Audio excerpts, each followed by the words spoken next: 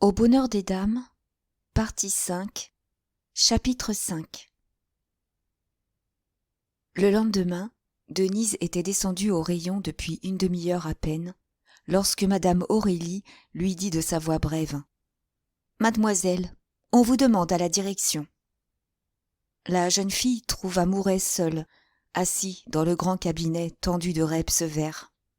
Il venait de se rappeler la mal peignée, comme la nommait Bourdoncle, et lui qui répugnait d'ordinaire au rôle de gendarme, il avait eu l'idée de la faire comparaître pour la secouer un peu, si elle était toujours fagotée en provinciale. La veille, malgré sa plaisanterie, il avait éprouvé devant madame Desforges une contrariété d'amour-propre, en voyant discuter l'élégance d'une de ses vendeuses. C'était, chez lui, un sentiment confus, un mélange de sympathie et de colère.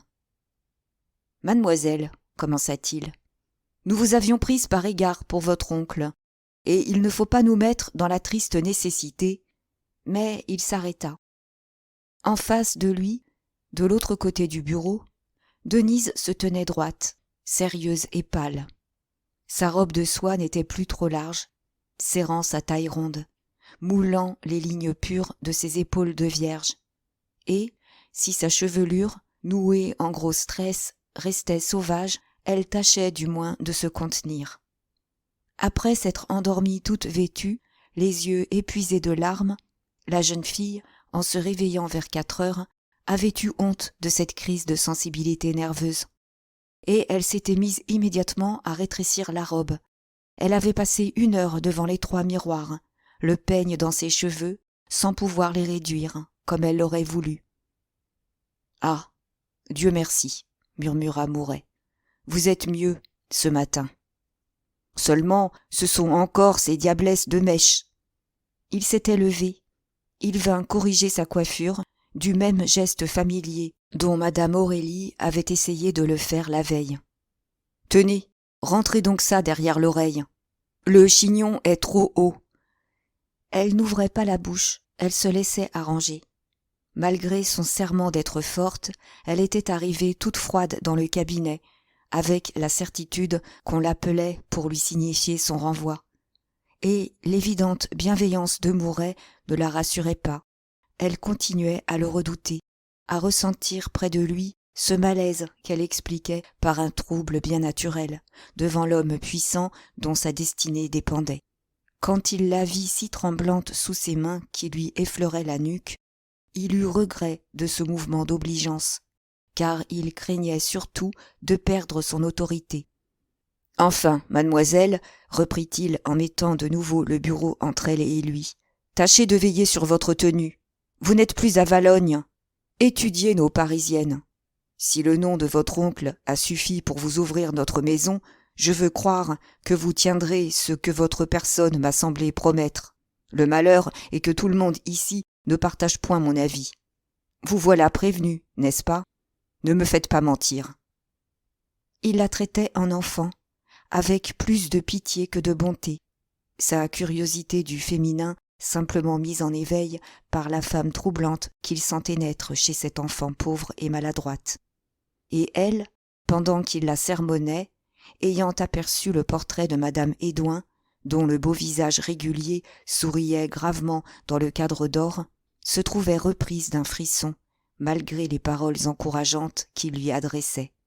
C'était la dame morte, celle que le quartier l'accusait d'avoir tuée, pour fonder la maison sur le sang de ses membres. Mouret parlait toujours. « Allez, dit-il enfin, assis et continuant à écrire. » Elle s'en alla. Elle eut dans le corridor un soupir de profond soulagement. À partir de ce jour, Denise montra son grand courage. Sous les crises de sa sensibilité, il y avait une raison sans cesse agissante, toute une bravoure d'être faible et seule, s'obstinant gaiement au devoir qu'elle s'imposait. Elle faisait peu de bruit, elle allait devant elle, droite à son but, par-dessus les obstacles. Et cela simplement, naturellement, car sa nature même était dans cette douceur invincible. D'abord, elle eut à surmonter les terribles fatigues du rayon. Les paquets de vêtements lui cassaient les bras, au point que, pendant les 6 premières semaines, elle criait la nuit en se retournant, courbaturée, les épaules meurtries. Mais elle souffrit plus encore de ses souliers, de gros souliers à portée de Valogne, et que le manque d'argent l'empêchait de remplacer par des bottines légères. Toujours debout, piétinant du matin au soir, grondée si on la voyait s'appuyer 1 minute contre la boiserie, elle avait les pieds enflés, des petits pieds de fillette qui semblaient broyés dans des brodequins de torture. Les talons battaient de fièvre, la plante s'était couverte d'ampoules, dont la peau arrachée se collait à ses bas. Puis, elle éprouvait un délabrement du corps entier, les membres et les organes tirés par cette lassitude des jambes, de brusques troubles dans son sexe de femme que trahissaient les pâles couleurs de sa chair. Et elle, si mince, l'air si fragile, résista, pendant que beaucoup de vendeuses devaient quitter les nouveautés, atteintes de maladies spéciales. Sa bonne grâce à souffrir, l'entêtement de sa vaillance la maintenait souriante et droite lorsqu'elle défaillait, à bout de force, épuisée par un travail auquel des hommes auraient succombé. Ensuite, son tourment fut d'avoir le rayon contre elle. Au martyre physique s'ajoutait la sourde persécution de ses camarades. Après 2 mois de patience et de douceur, elle ne les avait pas encore désarmés. C'étaient des mots blessants, des inventions cruelles, une mise à l'écart qui la frappait au cœur dans son besoin de tendresse. On l'avait longtemps plaisanté sur son début fâcheux. Les mots de sabot, de tête de pioche circulaient. Celle qui manquait une vente était envoyée à Valogne. Elle passait enfin pour la bête du comptoir. Puis, lorsqu'elle se révéla plus tard comme une vendeuse remarquable, au courant désormais du mécanisme de la maison, il y eut une stupeur indignée, et, à partir de ce moment, ces demoiselles s'entendirent de manière à ne jamais lui laisser une cliente sérieuse. Marguerite et Clara la poursuivaient d'une haine instinctive, serraient les rangs pour ne pas être mangées par cette nouvelle venue, qu'elles redoutaient sous leur affectation de dédain. Quant à madame Aurélie, elle était blessée de la réserve fière de la jeune fille, qui ne tournait pas autour de sa jupe d'un air d'admiration caressante. Aussi l'abandonnait-elle aux rancunes de ses favorites, des préférées de sa cour, toujours agenouillées, occupée à la nourrir d'une flatterie continue dont sa forte personne autoritaire avait besoin pour s'épanouir. Un instant, la seconde, madame Frédéric, parut ne pas entrer dans le complot, mais ce devait être par inadvertance, car elle se montra également dure dès qu'elle s'aperçut des ennuis où ses bonnes manières pouvaient la mettre. Alors l'abandon fut complet. Toutes s'acharnèrent sur la mal peignée. Celle-ci vécut dans une lutte de chaque heure, n'arrivant avec tout son courage qu'à se maintenir au rayon, difficilement. Maintenant, telle était sa vie. Il lui fallait sourire, faire la brave et la gracieuse, dans une robe de soie qui ne lui appartenait point. Et elle agonisait de fatigue, mal nourrie, maltraitée, sous la continuelle menace d'un renvoi brutal. Sa chambre était son unique refuge, le seul endroit où elle s'abandonnait encore à des crises de larmes lorsqu'elle avait trop souffert durant le jour. Mais un froid terrible y tombait du zinc de la toiture, couverte des neiges de décembre. Elle devait se pelotonner dans son lit, jeter tous ses vêtements sur elle, pleurer sous la couverture pour que la gelée ne lui gerçât pas le visage. Mouret ne lui adressait plus la parole. Quand elle rencontrait le regard sévère de Bourdoncle pendant le service, elle était prise d'un tremblement, car elle sentait en lui un ennemi naturel qui ne lui pardonnerait pas la plus légère faute. Et, au milieu de cette hostilité générale, l'étrange bienveillance de l'inspecteur Jouve l'étonnait. S'il la trouvait à l'écart, il lui souriait, cherchait un mot aimable. 2 fois, il lui avait évité des réprimandes, sans qu'elle lui en témoignât de la gratitude, plus troublée que touchée de sa protection. Un soir, après le dîner, comme ces demoiselles rangeaient les armoires, Joseph vint avertir Denise qu'un jeune homme la demandait, en bas. Elle descendit, très inquiète. Tiens, dit Clara, la mal peignée a donc un amoureux? Faut avoir faim, dit Marguerite. En bas, sous la porte, Denise trouva son frère Jean. Elle lui avait formellement défendu de se présenter ainsi au magasin, ce qui produisait le plus mauvais effet. Mais elle n'osa le gronder, tellement il paraissait hors de lui, sans casquette, essoufflé d'être venu en courant du faubourg du Temple. « As-tu 10 francs ?» balbutia-t-il. « Donne-moi 10 francs, ou je suis un homme perdu. » Ce grand galopin aux cheveux blonds envolés était si drôle, avec son beau visage de fille, en lançant cette phrase de mélodrame, qu'elle aurait souri, sans l'angoisse où la mettait la demande d'argent. « Comment, 10 francs ?» murmura-t-elle. « Qu'y a-t-il donc ?» Il rougit. Il expliqua qu'il avait rencontré la sœur d'un camarade. Denise le fit taire, gagnée par son embarras, n'ayant pas besoin d'en savoir davantage.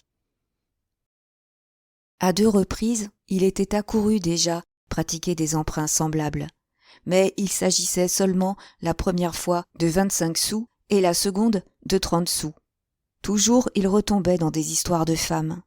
« Je ne peux pas te donner 10 francs, reprit-elle. Le mois de Pépé n'est pas encore payé, et j'ai tout juste l'argent. Il me restera à peine de quoi acheter des bottines dont j'ai grand besoin. À la fin, tu n'es pas raisonnable, Jean, c'est très mal. »« Alors, je suis perdu, » répéta-t-il avec un geste tragique. « Écoute, petite sœur, c'est une grande brune. Nous sommes allés au café en compagnie du frère. Moi, je ne me doutais pas que les consommations... » Elle dut l'interrompre de nouveau, et comme des larmes montaient des yeux du cher écervelé, elle tira son porte-monnaie, en sortit une pièce de 10 francs, qu'elle lui glissa dans la main. Tout de suite, il se mit à rire. « Je savais bien, mais parole d'honneur, jamais plus, désormais. Il faudrait être un fameux chenapan. » Et il reprit sa course, après l'avoir baisé sur les joues comme un fou. Dans le magasin, des employés s'étonnaient. Cette nuit-là, Denise dormit d'un mauvais sommeil. Depuis son entrée au bonheur des dames, l'argent était son cruel souci. Elle restait toujours au pair, sans appointement fixe, et, comme ces demoiselles du rayon l'empêchaient de vendre, elle arrivait tout juste à payer la pension de Pépé, grâce aux clientes sans conséquence qu'on lui abandonnait.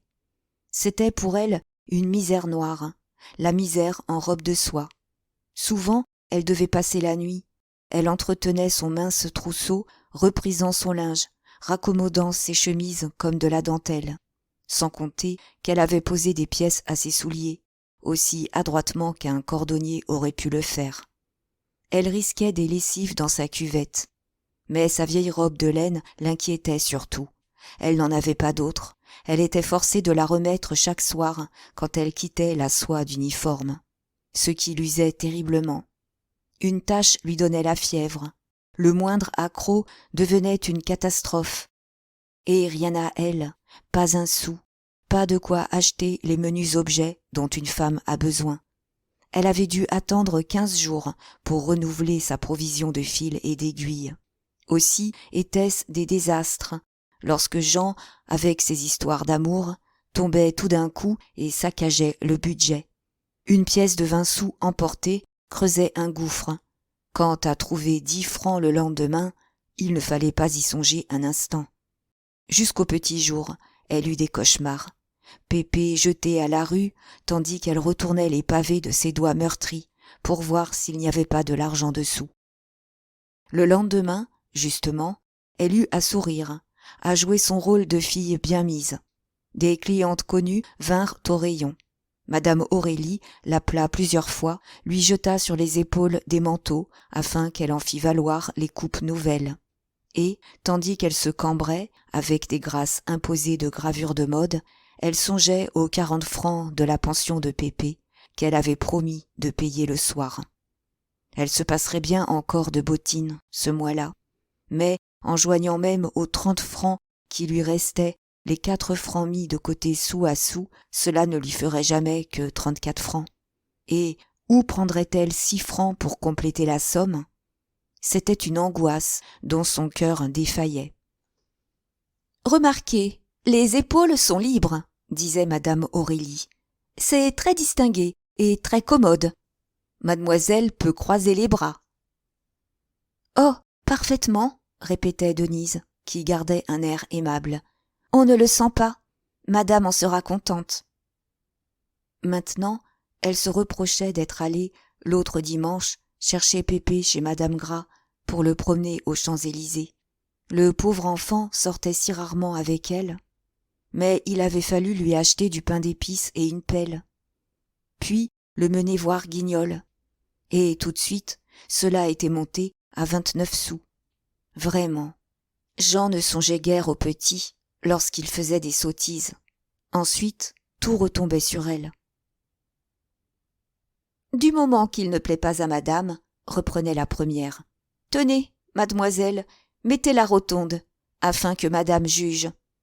Et Denise marchait à petits pas, la rotonde aux épaules, en disant « Elle est plus chaude, c'est la mode de cette année. » Jusqu'au soir, derrière sa bonne grâce de métier, elle se tortura ainsi pour savoir où trouver de l'argent. Ces demoiselles, débordées, lui laissèrent faire une vente importante. Mais on était au mardi.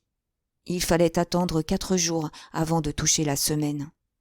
Après le dîner, elle résolut de remettre au lendemain sa visite chez Madame Gras. Elle s'excuserait, dirait avoir été retenue, et d'ici là, peut-être aurait-elle les 6 francs. Comme Denise évitait les moindres dépenses, elle montait se coucher de bonne heure. Que pouvait-elle faire sur les trottoirs, sans un sou, avec sa sauvagerie, et toujours inquiétée par la grande ville, où elle ne connaissait que les rues voisines du magasin? Après s'être risquée jusqu'au Palais-Royal pour prendre l'air, elle rentrait vite, s'enfermait, se mettait à coudre ou à savonner.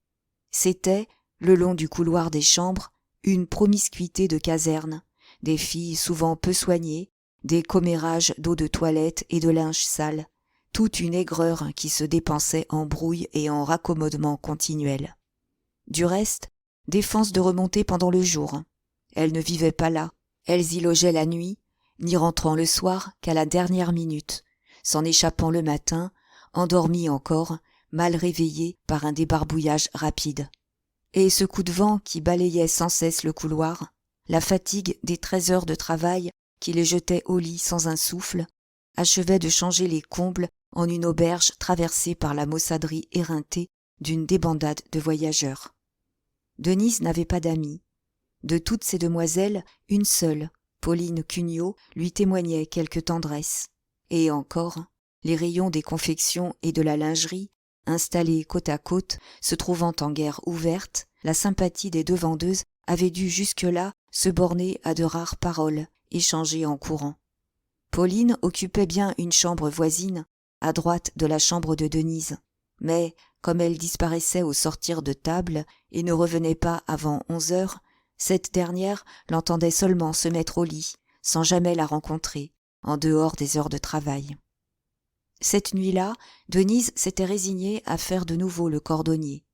Elle tenait ses souliers, les examinait, regardait comment elle pourrait les mener au bout du mois. Enfin, avec une forte aiguille, elle avait pris le parti de recoudre les semelles qui menaçaient de quitter l'empeigne. Pendant ce temps, un col et des manches trempaient dans la cuvette, pleine d'eau de savon. Chaque soir, elle entendait les mêmes bruits, ces demoiselles qui rentraient une à une, de courtes conversations chuchotées, des rires, parfois des querelles, qu'on étouffait. Puis, les lits craquaient, il y avait des bâillements, et les chambres tombaient à un lourd sommeil. Sa voisine de gauche rêvait souvent tout haut ce qui l'avait effrayée d'abord. Peut-être, d'autres, à son exemple, veillaient-elles pour se raccommoder, malgré le règlement. Mais ce devait être avec les précautions qu'elle prenait elle-même, les gestes ralentis, les moindres chocs évités, car un silence frissonnant sortait seul des portes closes. 11 heures étaient sonnées depuis 10 minutes, lorsqu'un bruit de pas lui fit lever la tête. Encore une de ces demoiselles qui se trouvait en retard. Et elle reconnut Pauline, en entendant celle-ci ouvrir la porte d'à côté. Mais elle demeura stupéfaite, la lingère revenait doucement et frappait chez elle. « Dépêchez-vous, c'est moi. » il était défendu aux vendeuses de se recevoir dans leur chambre. Aussi Denise tourna-t-elle la clef vivement, pour que sa voisine ne fût pas surprise par madame Cabin, qui veillait à la stricte observation du règlement. « Elle était là ?» demanda-t-elle en refermant la porte. « Qui, madame Cabin ?» dit Pauline. « Oh, ce n'est pas d'elle que j'ai peur. Avec 100 sous. » Puis elle ajouta. « Voici longtemps que je veux causer. En bas, on ne peut jamais. Puis, vous m'avez eu l'air si triste, ce soir, à table. » Denise la remerciait, la priait de s'asseoir, touchée de son air bonne fille.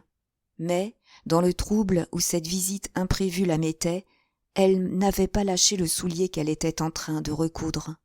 Et les yeux de Pauline tombèrent sur ce soulier. Elle hocha la tête, regarda autour d'elle, aperçut les manches et le col dans la cuvette. « Ma pauvre enfant !»« Je m'en doutais, » reprit-elle. « Allez, je connais ça. Dans les premiers temps, quand je suis arrivée de Chartres, et que le père Cugnot ne m'envoyait pas un sou, j'en ai lavé de ses chemises.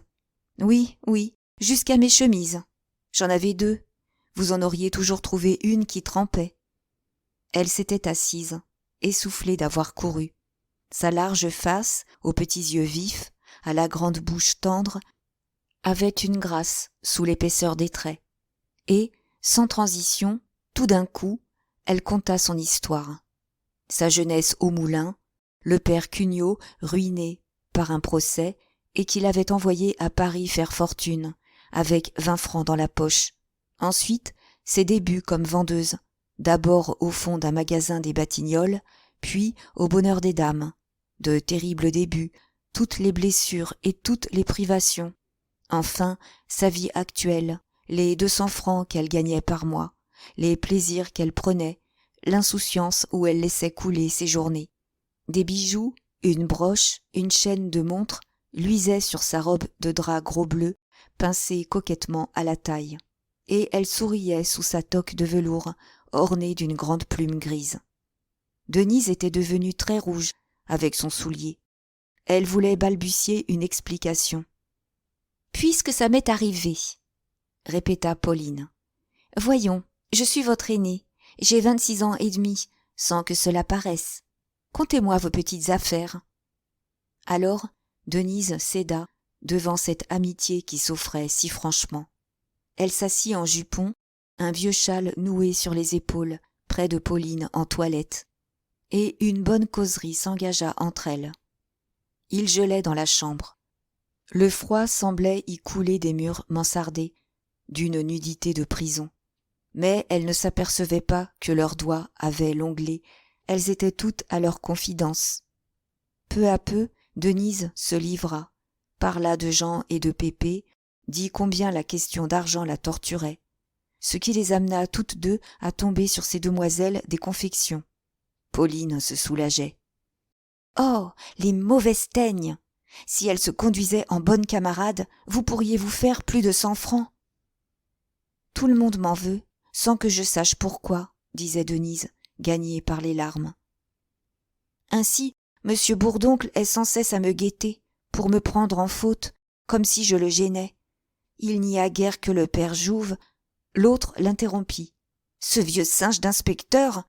Ah, ma chère, ne vous y fiez point. Vous savez, les hommes qui ont des grands nez comme ça, il a beau étaler sa décoration, on raconte une histoire qu'il aurait eue chez nous, à la lingerie. Mais que vous êtes donc enfant de vous chagriner ainsi. Est-ce malheureux d'être si sensible?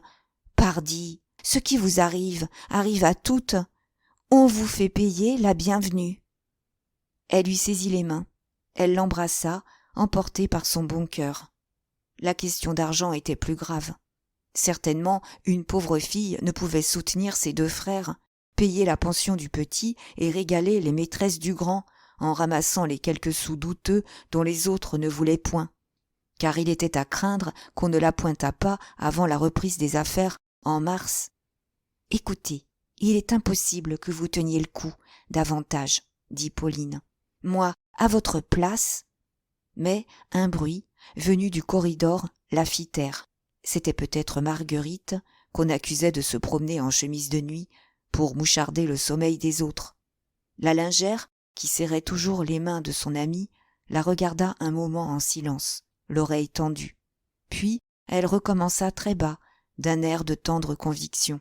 « Moi, à votre place, je prendrais quelqu'un. »« Comment, quelqu'un ?» murmura Denise, sans comprendre d'abord.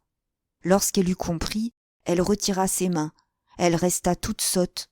Ce conseil la gênait comme une idée qui ne lui était jamais venue, et dont elle ne voyait pas l'avantage. « Oh, non !» répondit-elle simplement. « Alors, continua Pauline, vous ne vous en sortirez pas, c'est moi qui vous le dis. Les chiffres sont là, 40 francs pour le petit, des pièces de 100 sous de temps à autre au grand, et vous ensuite, vous qui ne pouvez toujours aller, mise comme une pauvresse, avec des souliers dont ces demoiselles plaisantent. Oui, parfaitement, vos souliers vous font du tort. Prenez quelqu'un, ce sera beaucoup mieux. »« Non, » répéta Denise. « Eh bien, vous n'êtes pas raisonnable. C'est forcé, ma chère, et si naturel. Nous avons toutes passé par là. Moi, tenez, j'étais au père, comme vous. Pas un liard. On est couché et nourri, bien sûr, mais il y a la toilette. Puis, il est impossible de rester sans un sou, renfermé dans sa chambre, à regarder voler les mouches. Alors, mon Dieu, il faut se laisser aller. » Et elle parla de son premier amant, un clerc d'avoué, qu'elle avait connu dans une partie à Meudon. Après celui-là, elle s'était mise avec un employé des postes. Enfin, depuis l'automne, elle fréquentait un vendeur du bon marché, un grand garçon très gentil, chez lequel elle passait toutes ses heures libres. Jamais qu'un à la fois, du reste. Elle était honnête, elle s'indignait lorsqu'on parlait de ces filles qui se donnent au premier venu. « Je ne vous dis point de vous mal conduire, au moins, reprit-elle vivement. Ainsi, je ne voudrais pas être rencontrée en compagnie de votre Clara, de peur qu'on ne m'accusât de faire la noce comme elle. Mais quand on est tranquillement avec quelqu'un et qu'on n'a aucun reproche à s'adresser, ça vous semble donc vilain ? » ?»« Non, » répondit Denise, « ça ne me va pas, voilà tout. » Il y eut un nouveau silence. Dans la petite chambre glacée, toutes deux se souriaient, émues de cette conversation à voix basse. « Et puis, il faudrait d'abord avoir de l'amitié pour quelqu'un, » reprit-elle, les joues roses. La lingère fut très étonnée. Elle finit par rire, et elle l'embrassa une seconde fois en disant « Mais, ma chérie, quand on se rencontre et qu'on se plaît, êtes-vous drôle, on ne vous forcera pas. Voyons, voulez-vous que dimanche Boger nous conduise quelque part à la campagne ? Il amènera un de ses amis. »« Non, » répéta Denise avec une douceur entêtée. Alors Pauline n'insista plus. Chacune était maîtresse d'agir à son goût. Ce qu'elle en avait dit, c'était par bonté de cœur, car elle éprouvait un véritable chagrin de voir si malheureuse une camarade. Et, comme minuit allait sonner, elle se leva pour partir.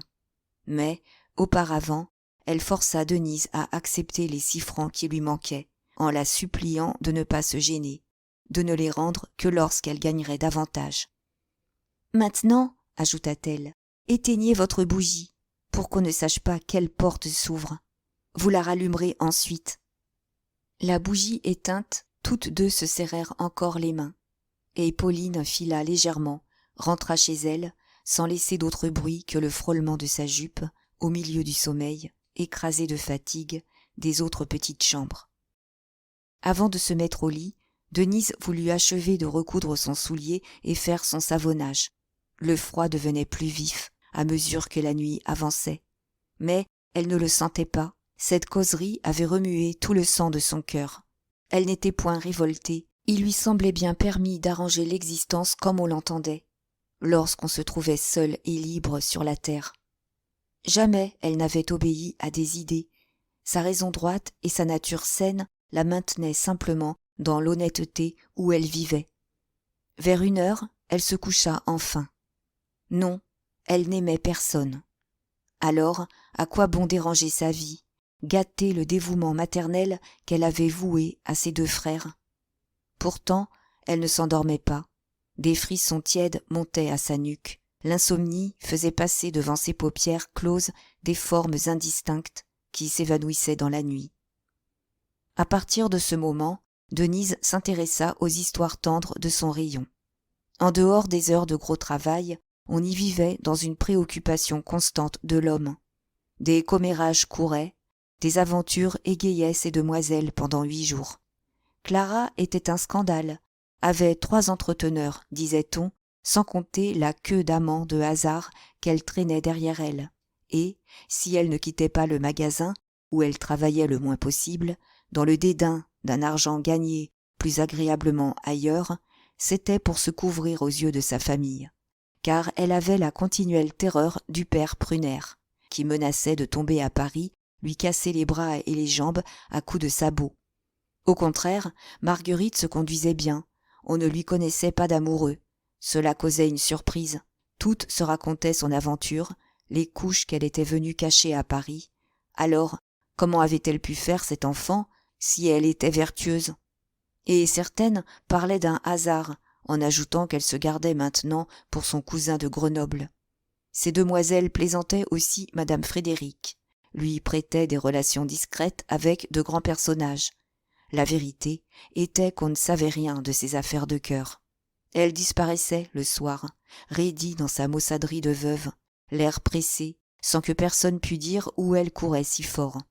Quant aux passions de madame Aurélie, à ces prétendues fringales de jeunes hommes obéissants, elles étaient certainement fausses.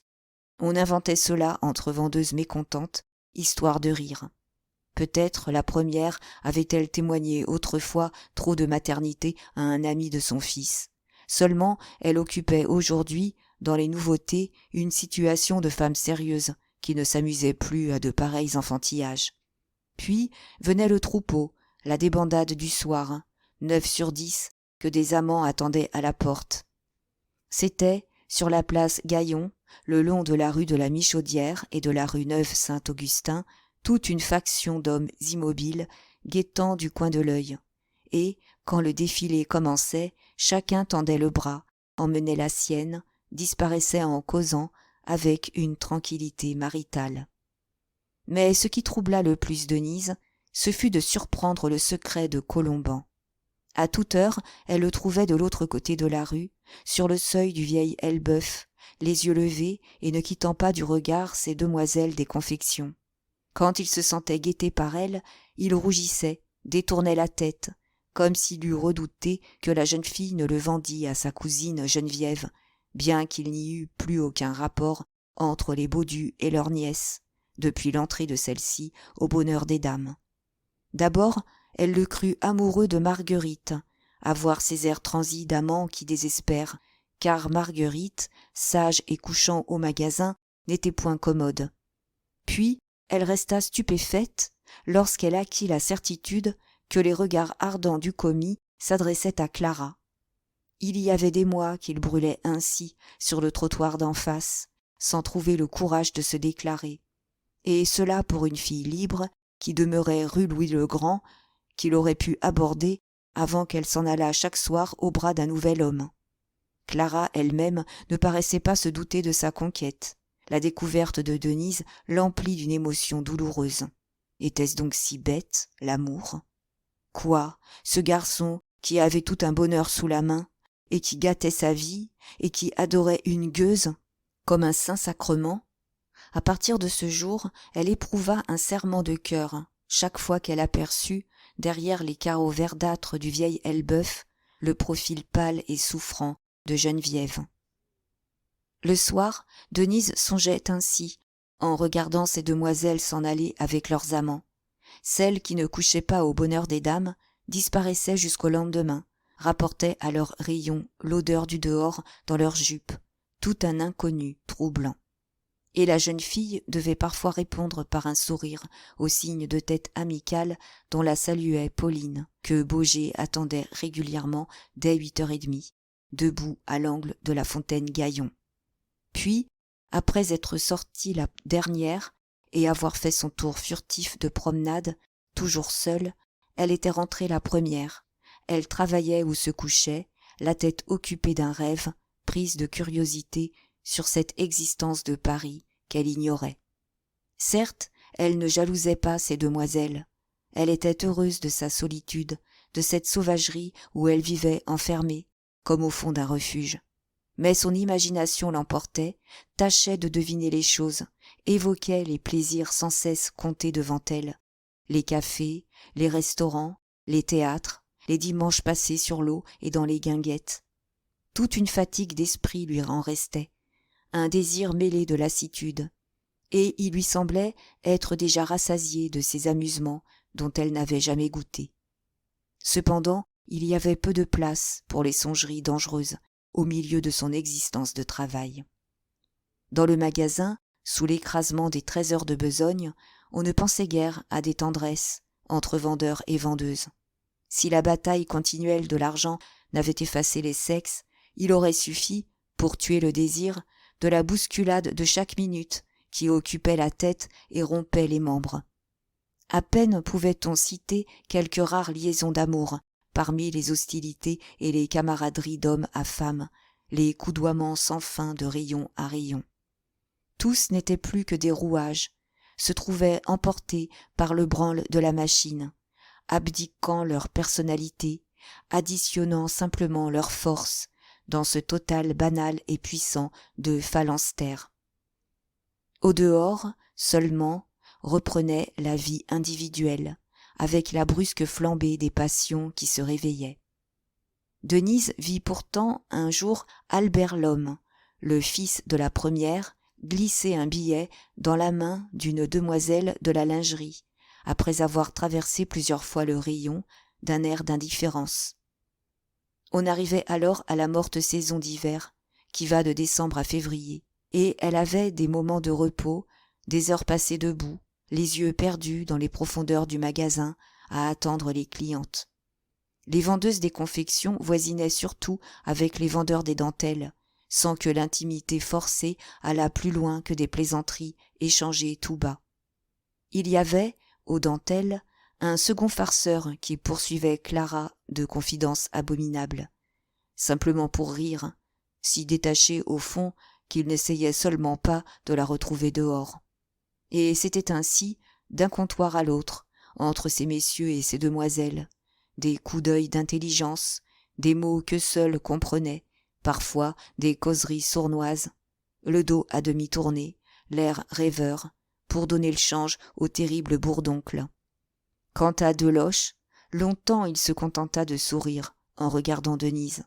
Puis il s'enhardit, lui murmura un mot d'amitié lorsqu'il la coudoya.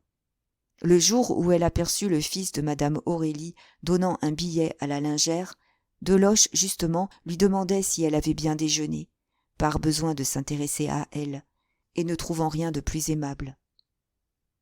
Lui aussi vit la tache blanche de la lettre.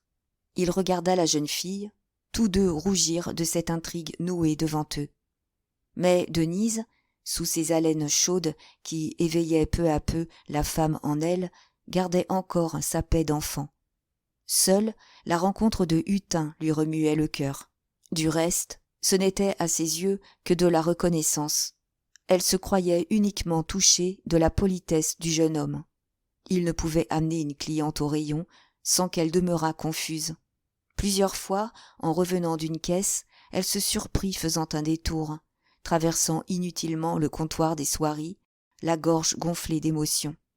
Un après-midi, elle y trouva Mouret qui semblait la suivre d'un sourire. Il ne s'occupait plus d'elle, ne lui adressait de loin en loin une parole que pour la conseiller sur sa toilette et la plaisanter, en fille manquée, en sauvage qui tenait du garçon et dont il ne tirerait jamais une coquette, malgré sa science d'homme à bonne fortune. Même il en riait, il descendait jusqu'à des taquineries, sans vouloir s'avouer le trouble que lui causait cette petite vendeuse, avec ses cheveux si drôles. Devant ce sourire muet, Denise trembla, comme si elle était en faute. Savait-il donc pourquoi elle traversait la soierie, lorsqu'elle-même n'aurait pu expliquer ce qui la poussait à un pareil détour? Hutin, d'ailleurs, ne paraissait nullement s'apercevoir des regards reconnaissants de la jeune fille. Ces demoiselles n'étaient pas son genre, il affectait de les mépriser, en se vantant plus que jamais d'aventures extraordinaires avec des clientes. À son comptoir, une baronne avait eu le coup de foudre, et la femme d'un architecte lui était tombée entre les bras, un jour qu'il allait chez elle pour une erreur de métrage. Sous cette hâblerie normande, il cachait simplement des filles ramassées au fond des brasseries et des cafés-concerts. Comme tous les jeunes messieurs des nouveautés, il avait une rage de dépenses, se battant la semaine entière à son rayon, avec une âpreté d'avare, dans le seul désir de jeter le dimanche son argent à la volée, sur les champs de course, au travers des restaurants et des bals. Jamais une économie, pas une avance, le gain aussitôt dévoré que touché. L'insouciance absolue du lendemain. Favier n'était pas de ces partis. Hutin et lui, si liés au magasin, se saluaient à la porte et ne se parlaient plus. Beaucoup de vendeurs en continuel contact devenaient ainsi des étrangers, ignorant leur vie dès qu'ils mettaient le pied dans la rue.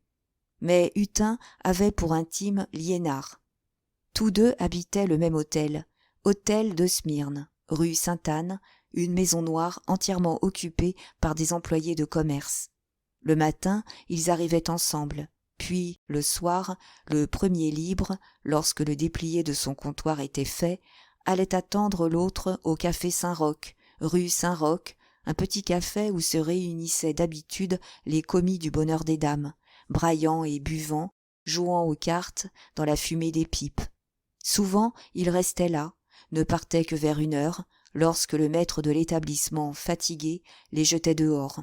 D'ailleurs, depuis 1 mois, il passait la soirée 3 fois par semaine au fond d'un beuglant de Montmartre. Et ils emmenaient des camarades. Ils y faisaient un succès à mademoiselle Laure, forte chanteuse, la dernière conquête de Hutin, dont ils appuyaient le talent de si violents coups de canne et de telles clameurs qu'à 2 reprises déjà la police avait dû intervenir. L'hiver passa de la sorte. Denise obtint enfin 300 francs d'appointement fixe. Il était temps, ses gros souliers ne tenaient plus. Le dernier mois, elle évitait même de sortir, pour ne pas les crever d'un coup. « Mon Dieu, mademoiselle, vous faites un bruit avec vos chaussures !» répétait souvent madame Aurélie, d'un air agacé. « C'est insupportable. Qu'avez-vous donc aux pieds ?» Le jour où Denise descendit chaussée de bottines d'étoffe, qu'elle avait payées 5 francs, Marguerite et Clara s'étonnèrent à demi-voix, de façon à être entendues. « Tiens, la malpeignée qui a lâché ses galoches, » dit l'une. « Ah bien, » reprit l'autre, « elle a dû en pleurer. C'étaient des galoches de sa mère. » D'ailleurs, un soulèvement général se produisit contre Denise. Le comptoir avait fini par découvrir son amitié avec Pauline, et il voyait une bravade dans cette affection donnée à une vendeuse d'un comptoir ennemi. Ces demoiselles parlaient de trahison, l'accusaient d'aller répéter à côté leurs moindres paroles. La guerre de la lingerie et des confections en prit une violence nouvelle. Jamais elle n'avait soufflé si rudement. Des mots furent échangés, raides comme des balles, et il y eut même une gifle, un soir, derrière les cartons de chemise. Peut-être cette lointaine querelle venait-elle de ce que la lingerie portait des robes de laine, lorsque les confections étaient vêtues de soie. En tout cas, les lingères parlaient de leurs voisines avec des mots révoltés d'honnêtes filles, et les faits leur donnaient raison. On avait remarqué que la soie semblait influer sur les débordements des confectionneuses. Clara était souffletée du troupeau de ses amants. Marguerite elle-même avait reçu son enfant à la tête, tandis qu'on accusait madame Frédéric de passion cachée. Tout cela à cause de cette Denise. « Mesdemoiselles, pas de vilains mots, tenez-vous » disait madame Aurélie d'un air grave, au milieu des colères déchaînées de son petit peuple. « Montrez qui vous êtes !» Elle préférait se désintéresser. Comme elle le confessait un jour, répondant à une question de Mouret, ces demoiselles ne valaient pas plus cher les unes que les autres. Mais brusquement, elle se passionna, lorsqu'elle apprit de la bouche de Bourdoncle qu'il venait de trouver au fond du sous-sol son fils en train d'embrasser une lingère, cette vendeuse à qui le jeune homme glissait des lettres. C'était abominable, et elle accusa carrément la lingerie d'avoir fait tomber Albert dans un guet-apens. Oui, le coup était monté contre elle. On cherchait à la déshonorer en perdant un enfant sans expérience, après s'être convaincue que son rayon restait inattaquable. Elle ne criait si fort que pour embrouiller les choses, car elle n'avait aucune illusion sur son fils. Elle le savait capable de toutes les sottises. Un instant, l'affaire faillit devenir grave. Le gantier Mignot s'y trouva mêlé. Il était l'ami d'Albert. Il avantageait les maîtresses que ce dernier lui adressait. Des filles en cheveux qui fouillaient pendant des heures dans les cartons. Et il y avait, en outre, une histoire de gants de Suède donnés à la lingère, dont personne n'eut le dernier mot. Enfin, le scandale fut étouffé, par égard pour la première des confections, que Mouret lui-même traitait avec déférence. Bourdoncle, 8 jours plus tard, se contenta de congédier, sous un prétexte, la vendeuse coupable de s'être laissée embrasser. S'il fermait les yeux sur les terribles noces du dehors, ces messieurs ne toléraient pas la moindre gaudriole dans la maison. Et ce fut Denise qui souffrit de l'aventure. Madame Aurélie, toute renseignée qu'elle était, lui garda une sourde rancune. Elle l'avait vu rire avec Pauline. Elle crut à une bravade, à des commérages sur les amours de son fils. Alors, dans le rayon, elle isola la jeune fille davantage encore. Depuis longtemps, elle projetait d'emmener ces demoiselles passer un dimanche, près de Rambouillet, aux Rigoles, où elle avait acheté une propriété sur ses 100 premiers 1000 francs d'économie. Et, tout d'un coup, elle se décida. C'était une façon de punir Denise, de la mettre ouvertement à l'écart. Seule, cette dernière ne fut pas invitée. 15 jours à l'avance, le rayon ne causa que de la partie. On regardait le ciel attiédi par le soleil de mai, on occupait déjà chaque heure de la journée, on se promettait tous les plaisirs, des ânes, du lait, du pain bis, et rien que des femmes, ce qui était plus amusant. D'habitude, madame Aurélie tuait de la sorte ses jours de congé en se promenant avec des dames, car elle avait si peu l'habitude de se trouver en famille, elle était si mal à son aise, si dépaysée les rares soirs où elle pouvait dîner chez elle, entre son mari et son fils, qu'elle préférait, même ces soirs-là, lâcher le ménage et aller dîner au restaurant. L'homme filait de son côté, ravi de reprendre son existence de garçon, et Albert, soulagé, courait à ses gueuses. Si bien que, désaccoutumés du foyer, se gênant et s'ennuyant ensemble le dimanche, tous les trois ne faisaient guère que traverser leur appartement, ainsi qu'un hôtel banal où l'on couche à la nuit. Pour la partie de Rambouillet, madame Aurélie déclara simplement que les convenances empêchaient Albert d'en être, et que le père lui-même montrerait du tact en refusant de venir, ce dont les 2 hommes furent enchantés. Cependant, le bienheureux jour approchait. Ces demoiselles ne tarissaient plus, racontaient des préparatifs de toilette, comme si elles partaient pour un voyage de 6 mois, tandis que Denise devait les entendre, pâle et silencieuse, dans son abandon. « Hein, elles vous font rager, lui dit un matin Pauline. C'est moi, à votre place, qui les attraperai. Elles s'amusent, je m'amuserai, pardi. Accompagnez-nous, dimanche, Baugé me mène à Joinville. Non, merci, répondit la jeune fille avec sa tranquille obstination. Mais pourquoi? Vous avez encore peur qu'on ne vous prenne de force? Et Pauline riait d'un bon rire. Denise sourit à son tour. Elle savait bien comment arrivaient les choses. C'était dans une partie semblable que chacune de ces demoiselles avait connu son premier amant, un ami amené comme par hasard, et elle ne voulait pas. « Voyons, reprit Pauline, je vous jure que Baugé n'amènera personne. Nous ne serons que tous les 3. Puisque ça vous déplaît, je n'irai pas vous marier, bien sûr. » Denise hésitait, tourmentée d'un tel désir, qu'un flot de sang montait à ses joues. Depuis que ses camarades étalaient leurs plaisirs champêtres, elle étouffait, prise d'un besoin de plein ciel, rêvant de grandes herbes où elle entrait jusqu'aux épaules, d'arbres géants dont les ombres coulaient sur elle comme une eau fraîche. Son enfance, passée dans les verdures grasses du Cotentin, s'éveillait avec le regret du soleil. « Eh bien, oui, dit-elle enfin. » Tout fut réglé. Baugé devait venir prendre ces demoiselles à 8 heures, sur la place Gaillon. De là, on irait en fiacre à la gare de Vincennes. Denise, dont les 25 francs d'appointement fixe étaient chaque mois dévorés par les enfants, n'avait pu que rafraîchir sa vieille robe de laine noire en la garnissant de biais de popeline à petits carreaux, et elle s'était fait elle-même un chapeau avec une forme de capote recouverte de soie et ornée d'un ruban bleu.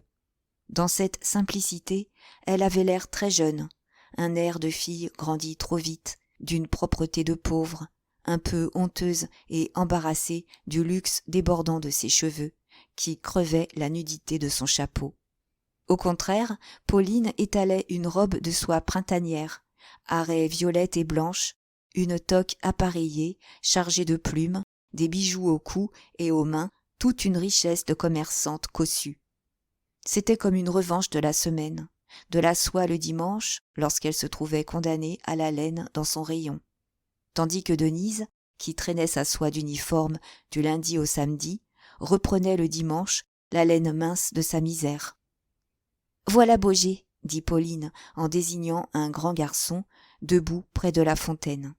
Elle présenta son amant, et tout de suite Denise fut à son aise, tellement il lui parut brave homme. Boger, énorme, d'une force lente de bœuf au labour, avait une longue face flamande, où des yeux vides riaient avec une puérilité d'enfant. Né à Dunkerque, fils cadet d'un épicier, il était venu à Paris presque chassé par son père et son frère, qui le jugeaient trop bête. Cependant, au bon marché, il se faisait 3500 francs. Il était stupide, mais très bon pour les toiles. Les femmes le trouvaient gentil. « Et le fiacre ?» demanda Pauline. Il fallut aller jusqu'au boulevard.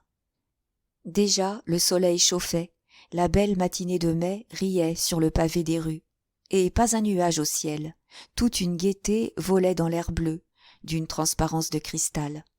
Un sourire involontaire entr'ouvrait les lèvres de Denise. Elle respirait fortement, il lui semblait que sa poitrine se dégageait d'un étouffement de 6 mois. Enfin, elle ne sentait donc plus sur elle l'air enfermé, les pierres lourdes du bonheur des dames. Elle avait donc devant elle toute une journée de libre campagne. Et c'était comme une nouvelle santé, une joie infinie, où elle entrait avec des sensations neuves de gamine. Pourtant, dans le fiacre, elle détourna les yeux, gênée, lorsque Pauline mit un gros baiser sur les lèvres de son amant. « Tiens, » dit-elle, la tête toujours à la portière. « Monsieur l'homme, là-bas, comme il marche !»« Il a son corps, » ajouta Pauline, qui s'était penchée. « En voilà un vieux toqué, si l'on ne dirait pas qu'il court à un rendez-vous. » L'homme, en effet, l'étui de son instrument sous le bras, filait le long du gymnase, le nez tendu, riant d'aise tout seul, à l'idée du régal qu'il se promettait. Il allait passer la journée chez un ami, une flûte d'un petit théâtre, où des amateurs faisaient le dimanche de la musique de chambre, dès leur café au lait. « À 8 heures, quel enragé !» reprit Pauline. « Et vous savez que madame Aurélie et toute sa clique ont dû prendre le train de Rambouillet qui part à 6h25. Pour sûr, le mari et la femme ne se rencontreront pas. » Toutes deux causèrent de la partie de Rambouillet. Elles ne souhaitaient pas de la pluie aux autres, parce qu'elles auraient aussi gobé le bouillon. Mais s'ils pouvaient crever un nuage là-bas, sans que les éclaboussures en vinssent jusqu'à Joinville, ce serait drôle tout de même. Puis elles tombèrent sur Clara, une gâcheuse qui ne savait comment dépenser l'argent de ses entreteneurs. Est-ce qu'elle n'achetait pas 3 paires de bottines à la fois, des bottines qu'elle jetait le lendemain, après les avoir coupées avec des ciseaux à cause de ses pieds qui étaient pleins de bosses? D'ailleurs, ces demoiselles des nouveautés ne se montraient guère plus raisonnables que ces messieurs. Elles mangeaient tout, jamais un sou d'économie. Des 2 et des 300 francs passaient par mois à des chiffons et à des friandises. « Mais il n'a qu'un bras, » dit tout à coup Boger. « Comment fait-il pour jouer du corps ?» Il n'avait pas quitté l'homme des yeux. Alors Pauline, qui s'amusait parfois de sa naïveté, lui raconta que le caissier appuyait l'instrument contre un mur, et il la crut parfaitement, en trouvant ça très ingénieux. Puis, lorsque, prise de remords, Elle lui expliqua de quelle façon l'homme adaptait à son moignon un système de pinces, dont il se servait ensuite comme d'une main.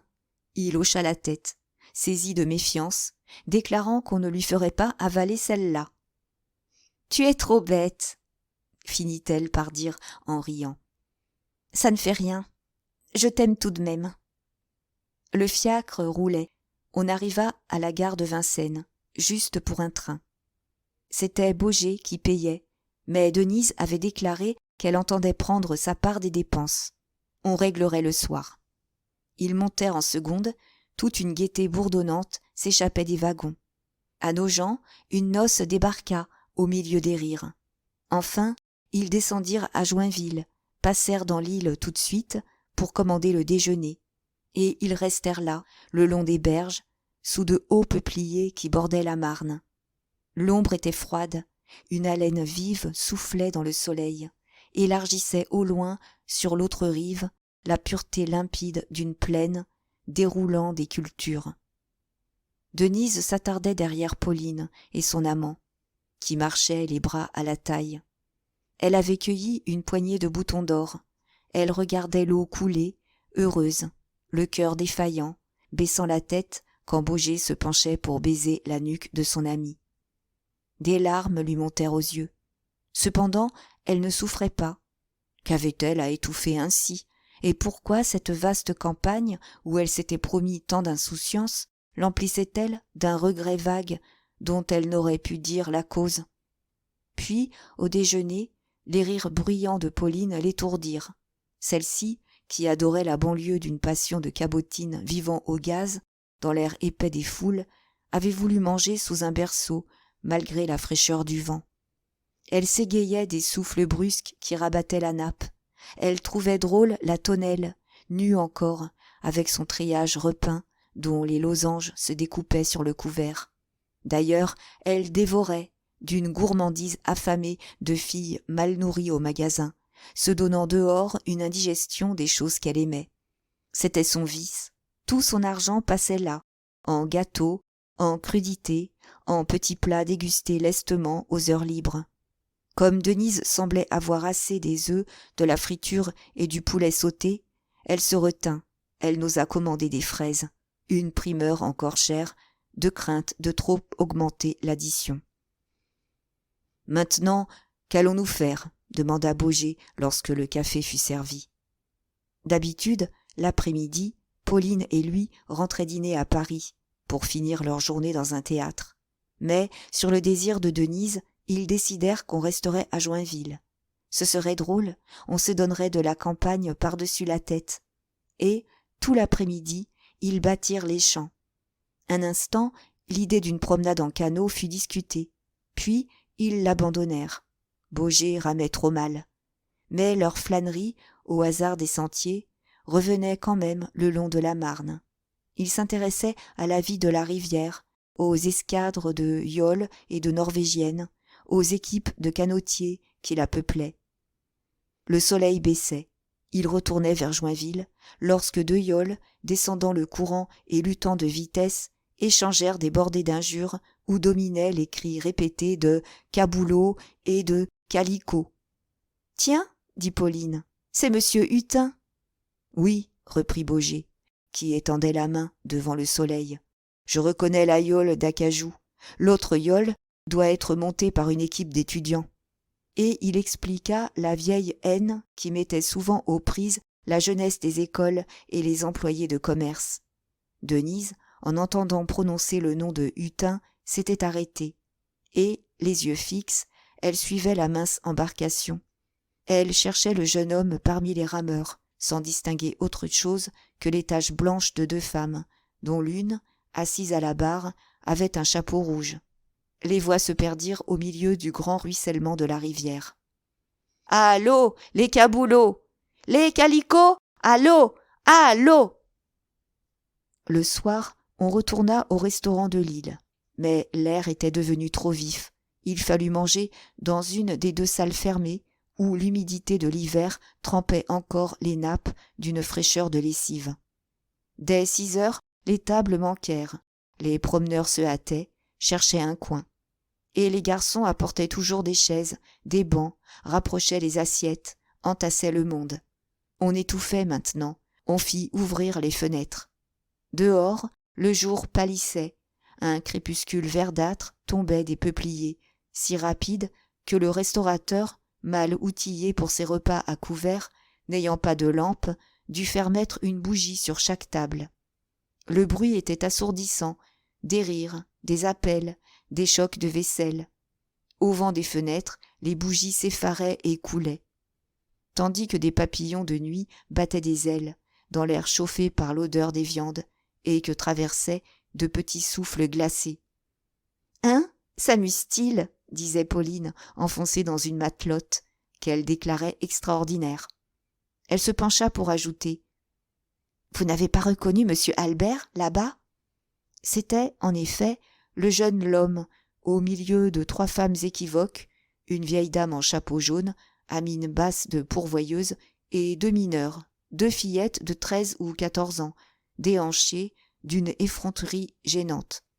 Lui, très ivre déjà, tapait son verre sur la table, parlait de rosser le garçon s'il n'apportait pas des liqueurs tout de suite.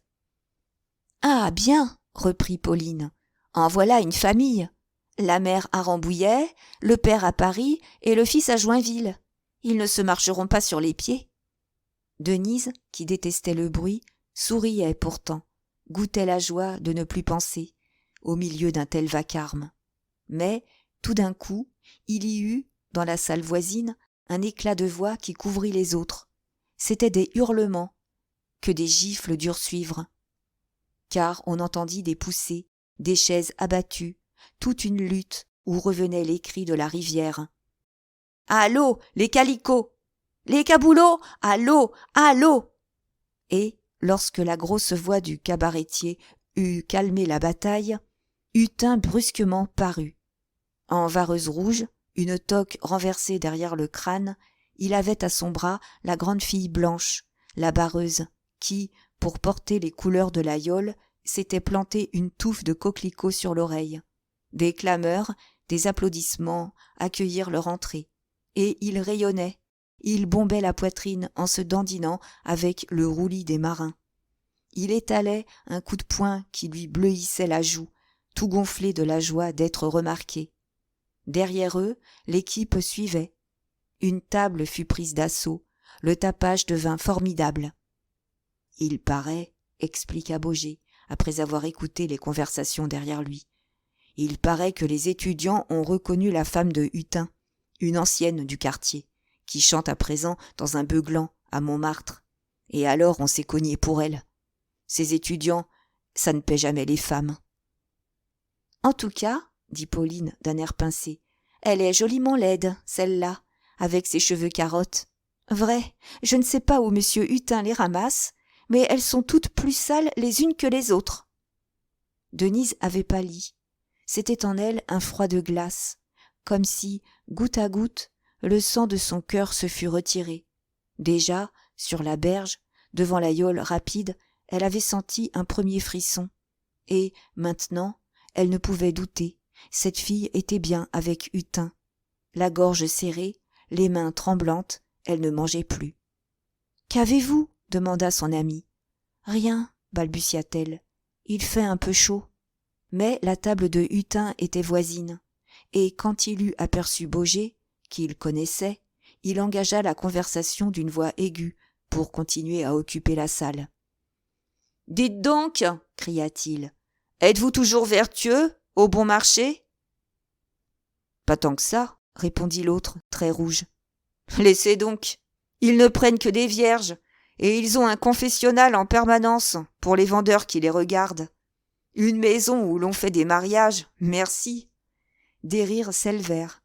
Liénard, qui était de l'équipe, ajouta « Ce n'est pas comme au Louvre. Il y a une accoucheuse attachée au comptoir des confections. Parole d'honneur !»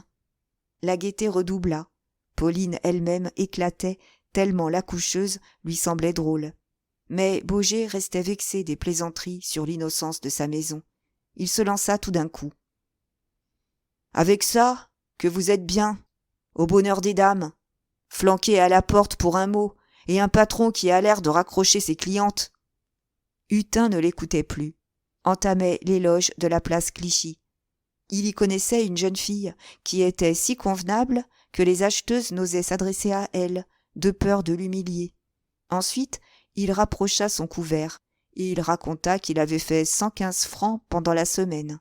Oh, une semaine épatante. Favier laissé à 52 francs, tout le tableau de ligne roulé, et ça se voyait, n'est-ce pas? Il bouffait la monnaie. Il ne se coucherait pas avant d'avoir liquidé les 115 francs. Puis, comme il se grisait, il tomba sur Robineau, ce gringalet de second qui affectait de se tenir à part, au point de ne pas vouloir, dans la rue, marcher avec un de ses vendeurs. « Taisez-vous, dit Liénard, vous parlez trop, mon cher. » La chaleur avait grandi, les bougies coulaient sur les nappes tachées de vin. Et, par les fenêtres ouvertes, lorsque le bruit des dîneurs tombait brusquement, entrait une voix lointaine, prolongée, la voix de la rivière et des grands peupliers qui s'endormaient dans la nuit calme. Baugé venait de demander l'addition, en voyant que Denise n'allait pas mieux, toute blanche, le menton convulsé par les larmes qu'elle retenait. Mais le garçon ne reparaissait plus, et elle dut subir encore les éclats de voix de Hutin. Maintenant, il se disait plus chic que Liénard, parce que Liénard mangeait simplement l'argent de son père, tandis que lui mangeait de l'argent gagné, le fruit de son intelligence. Enfin, Baugé paya, les deux femmes sortirent. « En voilà une du Louvre, » murmura Pauline, dans la première salle, en regardant une grande fille mince qui mettait son manteau. « Tu ne la connais pas? Tu n'en sais rien, » dit le jeune homme. « Avec ça? Et la façon de se draper? Rayon de la coucheuse, va. Si elle a entendu, elle doit être contente. » Ils étaient dehors. Denise eut un soupir de soulagement. Elle avait cru mourir dans cette chaleur suffocante au milieu de ses cris, et elle expliquait toujours son malaise par le manque d'air. À présent, elle respirait. Une fraîcheur tombait du ciel étoilé. Comme les deux jeunes filles quittaient le jardin du restaurant, une voix timide murmura dans l'ombre. « Bonsoir, mesdemoiselles. » C'était Deloche. Elle ne l'avait pas vu au fond de la première salle où il dînait seul après être venu de Paris à pied pour le plaisir. En reconnaissant cette voix amie, Denise, souffrante, céda machinalement au besoin d'un soutien. « Monsieur Deloche, vous rentrez avec nous, dit-elle. Donnez-moi votre bras. » Déjà Pauline et Baugé marchaient devant. Ils s'étonnèrent. Ils n'auraient pas cru que ça se ferait ainsi, et avec ce garçon. Pourtant, comme on avait 1 heure encore avant de prendre le train, ils allèrent jusqu'au bout de l'île. Ils suivirent la berge, sous les grands arbres, et, de temps à autre, ils se retournaient. Ils murmuraient. « Où sont-ils donc? Ah, les voici. C'est drôle, tout de même. » D'abord, Denise et Deloche avaient gardé le silence.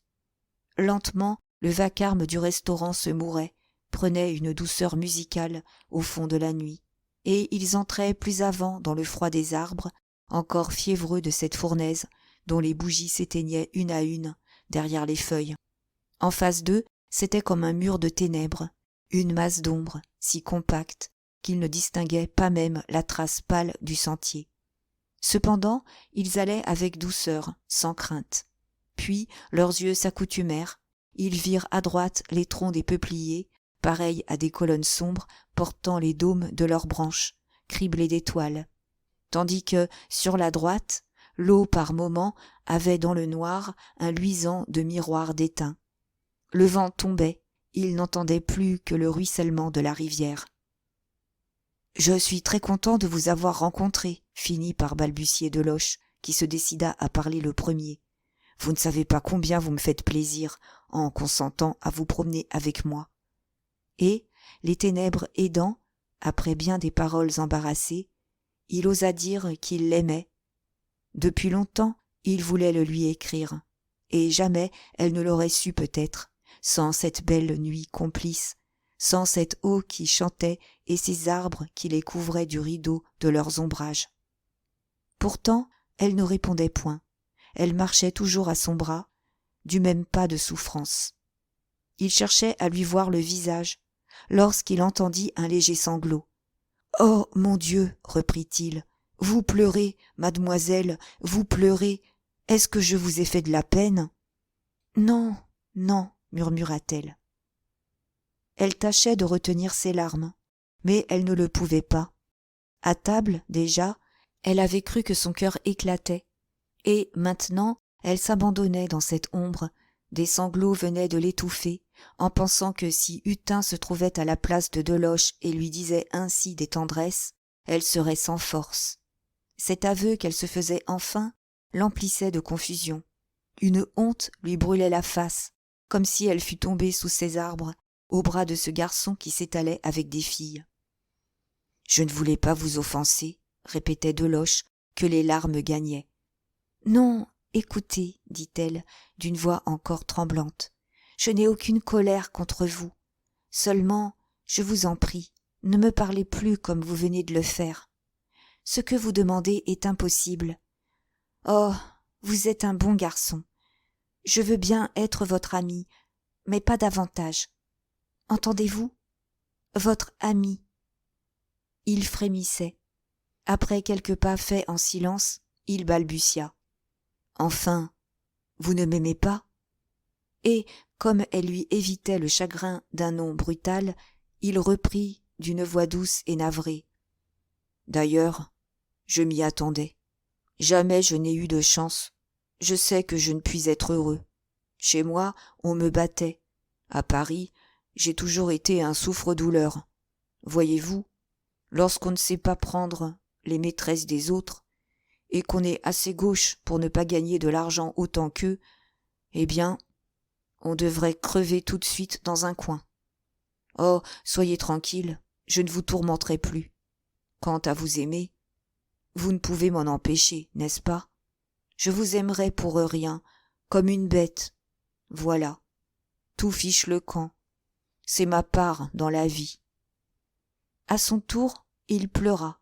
Elle le consolait. Et, dans leur effusion amicale, ils apprirent qu'ils étaient du même pays, elle de Valognes, lui de Bricquebec, à 13 kilomètres. Ce fut un nouveau lien. Son père à lui, petit huissier nécessiteux, d'une jalousie maladive, le rossait en le traitant de bâtard, exaspéré de sa longue figure blême et de ses cheveux de chanvre, qui, disait-il, n'étaient pas dans la famille. Ils en arrivèrent à parler des grands herbages entourés de haies vives, des sentiers couverts qui se perdent sous les ormes, des routes gazonnées comme des allées de parc. Autour d'eux, la nuit pâlissait encore. Ils distinguaient les joncs de la rive, la dentelle des ombrages, noirs sur le scintillement des étoiles. Et un apaisement leur venait. Ils oubliaient leurs maux, rapprochés par leur malchance, dans une amitié de bons camarades. « Eh bien ?» demanda vivement Pauline à Denise, en la prenant à part, quand ils furent devant la station. La jeune fille comprit au sourire et au ton de tendre curiosité. Elle devint très rouge en répondant « Mais jamais, ma chère, puisque je vous ai dit que je ne voulais pas. Il est de mon pays. Nous causions de Valognes. » Pauline et Baugé restèrent perplexes, dérangés dans leurs idées, ne sachant plus que croire. Deloche les quitta sur la place de la Bastille. Comme tous les jeunes gens au père, il couchait au magasin, où il devait être à 11 heures. Ne voulant pas rentrer avec lui, Denise, qui s'était fait donner une permission de théâtre, accepta d'accompagner Pauline chez Baugé. Celui-ci, pour se rapprocher de sa maîtresse, était venu demeurer rue Saint-Roch. On prit un fiacre, et Denise demeura stupéfaite, lorsque, en chemin, elle sut que son amie allait passer la nuit avec le jeune homme. Rien n'était plus facile, on donnait 5 francs à madame Cabin. Toutes ces demoiselles en usaient. Baugé fit les honneurs de sa chambre, garnie de vieux meubles empire, envoyés par son père. Il se fâcha quand Denise parla de régler, puis finit par accepter les 15 francs 60 qu'elle avait posés sur la commode. Mais il voulut alors lui offrir une tasse de thé, et il se battit contre une bouilloire à esprit de vin, fut obligé de redescendre acheter du sucre. Minuit sonnait, quand il emplit les tasses. « Il faut que je m'en aille, » répétait Denise. Et Pauline répondait « Tout à l'heure, Les théâtres ne ferment pas si tôt. Denise était gênée dans cette chambre de garçon. Elle avait vu son amie se mettre en jupon et en corset. Elle la regardait préparer le lit, l'ouvrir, taper les oreillers de ses bras nus, et ce petit ménage d'une nuit d'amour, fait devant elle, la troublait, lui causait une honte, en éveillant de nouveau, dans son cœur blessé, le souvenir de Hutin. Ce n'était guère salutaire des journées pareilles. Enfin, à 00h15, elle les quitta, mais elle partit confuse, lorsque, en réponse à son souhait innocent d'une bonne nuit, Pauline cria étourdiment. « Merci, la nuit sera bonne !» La porte particulière qui menait à l'appartement de Mouret et aux chambres du personnel se trouvait rue Neuve-Saint-Augustin. Madame Cabin tirait le cordon, puis donnait un coup d'œil pour pointer la rentrée. Une veilleuse éclairait faiblement le vestibule. Denise se trouva dans cette lueur, hésitante, prise d'une inquiétude, car en tournant le coin de la rue, elle avait vu la porte se refermer sur l'ombre vague d'un homme. Ce devait être le patron, rentrant de soirée, et l'idée qu'il était là, dans le noir, à l'attendre peut-être, lui causait une de ces peurs étranges dont il la bouleversait encore, sans motif raisonnable. Quelqu'un remua au premier, des bottes craquaient. Alors elle perdit la tête, elle poussa une porte qui donnait sur le magasin et qu'on laissait ouverte pour les rondes de surveillance. Elle était dans le rayon de la rouennerie. « Mon Dieu, comment faire ?» balbutia-t-elle au milieu de son émotion. La pensée lui vint qu'il existait, en haut, une autre porte de communication conduisant aux chambres. Seulement, il fallait traverser tout le magasin. Elle préféra ce voyage, malgré les ténèbres qui noyaient les galeries. Pas un bec de gaz ne brûlait. Il n'y avait que des lampes à huile accrochées de loin en loin aux branches des lustres, et ces clartés éparses, pareilles à des taches jaunes et dont la nuit mangeait les rayons, ressemblaient aux lanternes pendues dans des mines. De grandes ombres flottaient, on distinguait mal les amoncellements de marchandises qui prenaient des profils effrayants. Colonnes écroulées, bêtes accroupies, voleurs à l'affût. Le silence lourd, coupé de respirations lointaines, élargissait encore ces ténèbres. Pourtant, elle s'orienta. Le blanc, à sa gauche, faisait une coulée pâle, comme le bleuissement des maisons d'une rue, sous un ciel d'été. Alors, elle voulut traverser tout de suite le hall, mais elle se heurta dans des piles d'indiennes et jugea plus sûre de suivre la bonneterie, puis l'élénage. Là, un tonnerre l'inquiéta, le ronflement sonore de Joseph, le garçon qui dormait derrière les articles de deuil. Elle se jeta vite dans le hall, que le vitrage éclairait d'une lumière crépusculaire. Il semblait agrandi, plein de l'effroi nocturne des églises, avec l'immobilité de ses casiers et les silhouettes de ses grands maîtres qui dessinaient des croix renversées. Maintenant elle fuyait. À la mercerie, à la ganterie, elle faillit enjamber encore des garçons de service, et elle se crut seulement sauvée lorsqu'elle trouva enfin l'escalier. Mais, en haut, devant le rayon des confections, une terreur la saisit, en apercevant une lanterne, dont l'œil clignotant marchait. C'était une ronde, 2 pompiers en train de marquer leur passage au cadran des indicateurs. Elle resta 1 minute sans comprendre. Elle les regarda passer des châles à l'ameublement, puis à la lingerie, épouvantée de leurs manœuvres étranges, de la clé qui grinçait, des portes de tôle qui retombaient avec un bruit de massacre. Quand ils approchèrent, elle se réfugia au fond du salon des dentelles, d'où le brusque appel d'une voix la fit aussitôt ressortir pour gagner la porte de communication en courant. Elle avait reconnu la voix de Deloche. Il couchait dans son rayon, sur un petit lit de fer, qu'il dressait lui-même tous les soirs. Et il n'y dormait pas encore. Il y revivait, les yeux ouverts, les heures douces de la soirée. « Comment ? C'est vous, mademoiselle ?» dit Mouret, que Denise trouva devant elle, dans l'escalier, une petite bougie de poche à la main. Elle balbutia, voulut expliquer qu'elle venait de chercher quelque chose au rayon. Mais il ne se fâchait point, il la regardait de son air à la fois paternel et curieux. Vous aviez donc une permission de théâtre ? Oui, monsieur. Et vous êtes-vous diverti ? À quel théâtre êtes-vous allé ? Monsieur, je suis allé à la campagne. Cela le fit rire. Puis il demanda, en appuyant sur les mots. Toute seule ? Non, monsieur, avec une amie, répondit-elle, les joues empourprées, honteuse de la pensée qu'il avait sans doute. Alors, il se tut, mais il la regardait toujours, dans sa petite robe noire, coiffée de son chapeau garni d'un seul ruban bleu. Est-ce que cette sauvageonne finirait par devenir une jolie fille ? Elle sentait bon de sa course au grand air. Elle était charmante, avec ses beaux cheveux épeurés sur son front. Et lui qui, depuis 6 mois, la traitait en enfant, qui la conseillait parfois, cédant à des idées d'expérience, à des envies méchantes de savoir comment une femme poussait et se perdait dans Paris. Il ne riait plus. Il éprouvait un sentiment indéfinissable de surprise et de crainte, mêlé de tendresse. Sans doute, c'était un amant qui l'embellissait ainsi. À cette pensée, il lui sembla qu'un oiseau favori, dont il jouait, venait de le piquer au sang. « Bonsoir, monsieur, » murmura Denise, en continuant de monter sans attendre. Il ne répondit pas, la regarda disparaître, puis il rentra chez lui.